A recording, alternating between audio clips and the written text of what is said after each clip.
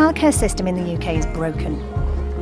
Nurseries cost a fortune for parents, but many can barely afford to stay open. It's about affordable childcare, it's about accessible childcare. Almost half of working mums are considering leaving their job because of childcare costs. 87% rise in the number of nurseries shutting down. We properly love those children. So it's not just our jobs that have gone, our hearts have gone out with them as well. The government promised a childcare revolution earlier this year with more free hours for families. But as someone who's covered this area a lot, I know that it's not as simple as that. None of this can be delivered. It won't cure it. It won't solve anything. So the big question is, do you think it's fixable or do we need to start again? It's a classic British problem, which you see all over the place. So we're in a rainy Highton near Liverpool where a nursery has shut its doors really suddenly. It was open on a Friday and then on the Saturday there was a sign on the gates saying that it closed forever, and 50 staff members found themselves out of a job. These children are broken-hearted, they're confused. We have children sobbing here, holding on to each other. These children are suffering. Transition for children is very, very important, and these children have had no transition. You took the decision at this nursery to unionise. Why did you take that decision? Because we felt we had no other choice. We were being paid minimum wage, which is common throughout the sector. So many members of staff, including managers, have had second jobs. I've heard stories about people leaving to go to Asda or Morrison's because they pay more money. And we had to do something. After we took a day of strike action, the nursery owners basically closed the nursery down without any warning to parents, staff, children or anybody. Every childcare worker, every care worker needs to be standing up now and going, I'm worth more than this.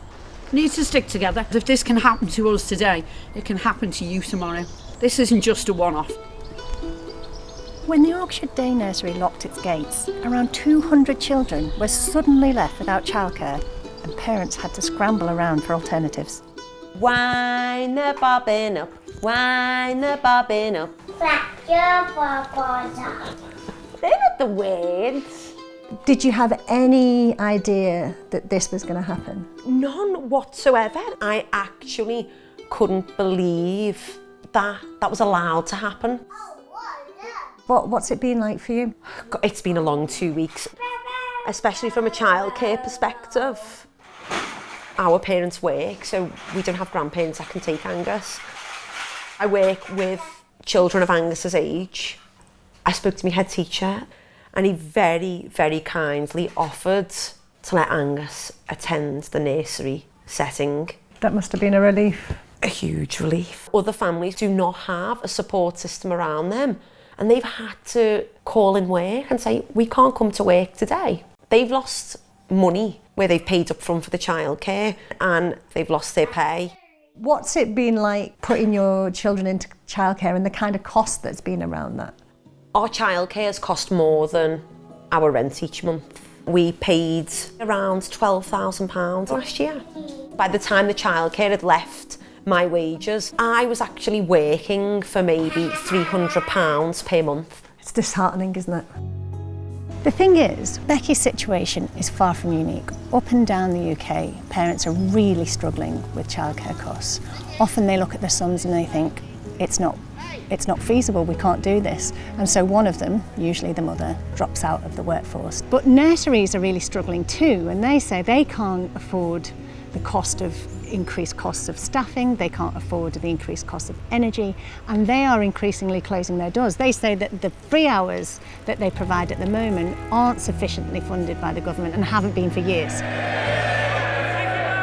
Now, the government has promised a revolution in childcare. It's promised over the next 2 years that parents will get more support with funding, more free hours, and nurseries will get paid more per hour for each child that goes there.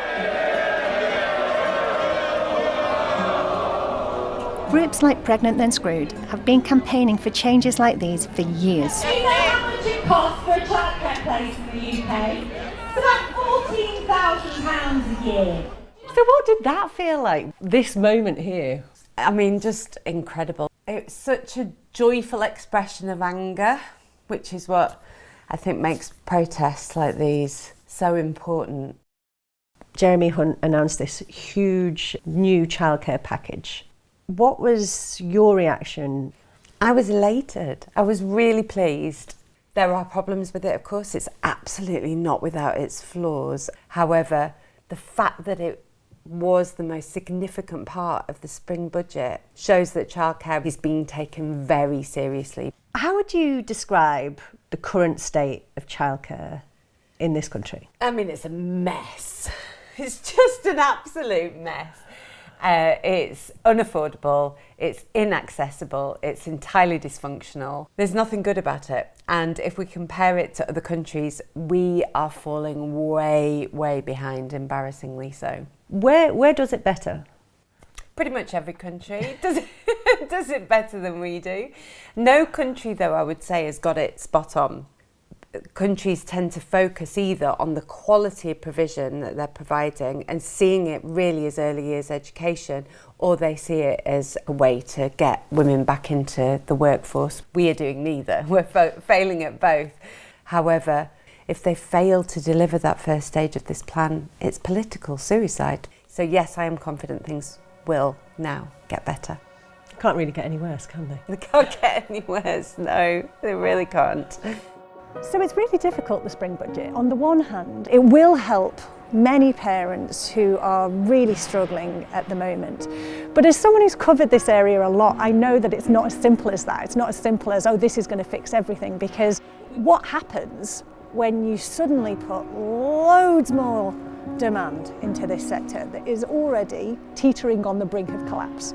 So we're going to go and speak to Neil Leach, who is the CEO of the Early Years Alliance, and see what he thinks about it. How would you describe the state of childcare in this country at the moment? Absolute crisis. This year we have seen record closures. Nearly 5,500 providers have closed their doors. I've never witnessed a recruitment and retention crisis so grave as it is now.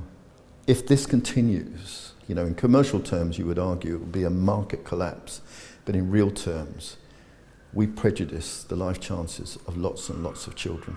When you heard those announcements, what was your initial reaction? I probably couldn't explain on camera what my real reaction was, but definitely anger. None of this can be delivered. We have settings closing, we have settings reducing their hours, we have parents struggling to get access for their 3 and 4-year-olds.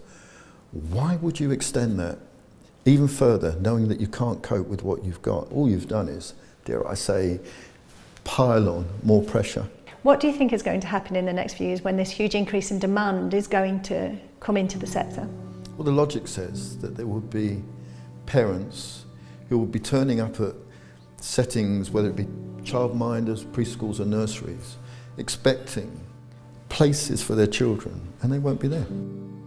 This is a sector that's in a lot of trouble. We know that nurseries are shutting their doors all the time. We know that other nurseries are really struggling to retain staff, and they're just keeping their heads above water. We've come to Madcaps Nursery in Lincolnshire, where the owner has had to take extreme measures just to keep the doors open. How long have you been open? We've been open about 12 years. We look at what's called the curiosity approach, so the children get their hands dirty like they are over there, and they really get to enjoy it. They're really getting so into they're busy planting things. What is it good early years education can bring to a child and to a family? Right. Security, happiness, resilience. Children need to know how to deal with other people, how to deal with conflict, how to share. If you can give children that solid framework to start their lives, they've got that for their life. How difficult has it been over the past couple of years as a provider? Awful. It's not an easy job. You've got a lot of skill, a lot of knowledge, a lot of experience, and you're getting less money than somebody who works in our local supermarket, for example. It says, what do you call a gorilla wearing headphones?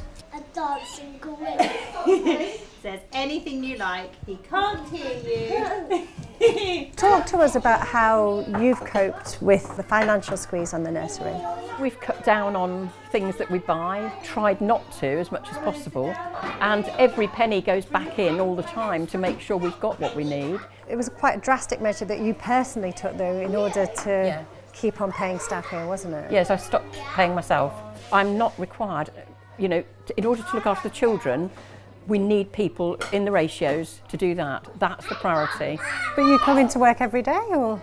Nearly every day. Occasional weekends. You're going outside, good boy. Outside, that's right. Another major reform being introduced will change adult to child ratios in nurseries. Each member of staff will be allowed to look after 5 2-year-olds instead of 4. How did you feel when you heard those announcements? Flawed would be the best way of putting it. Trying to fund more children at 2 and then say, oh, and by the way, also you've got to have more of them, is completely ridiculous. It's dangerous. It's not about the money for me, it's far more about what's safe.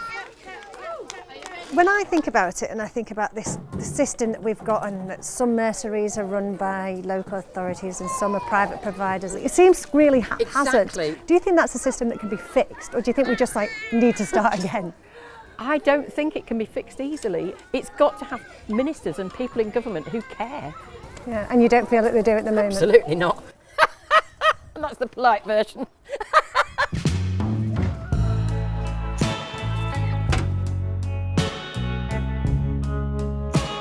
I just find it amazing that these people who are doing this incredibly important job, they're doing it for minimum wage and they're really struggling. Speaking to Sue was amazing.